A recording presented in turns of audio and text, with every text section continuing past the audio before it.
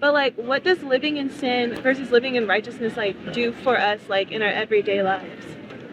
So like, Sin versus righteousness? like why does God say like don't judge a person? Like what is that?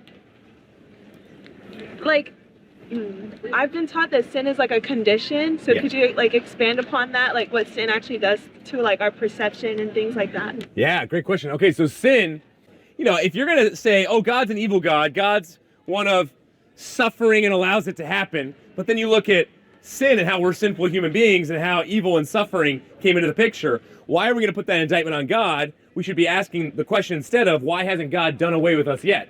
Or why did he even create us? Because it's our fault. So sin skews our perception when it comes to things like self-righteousness. I love the sociological studies that are coming up now saying that we are all born self-righteous.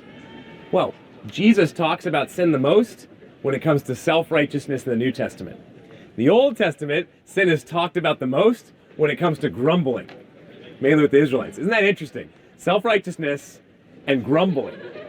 So those are perceptions of the mind, where I am better, I am going to say that I am superior to you in some kind of way, or the grumbling, that type of sin that the Israelites would be judged for, when they got all these different types of gifts. They should be grateful. And yet what are they saying? No, we like the leeks and the onions back in Egypt.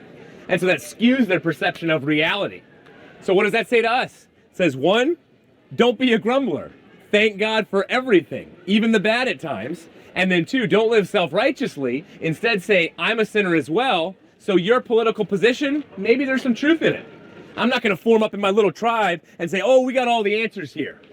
See, that's what we have going on in our culture. Nobody thinks they're self-righteous. Nobody thinks they're a sinner. Everybody thinks they're perfect and that they have the perfect ideas. And so what occurs? Total breakdown of people groups.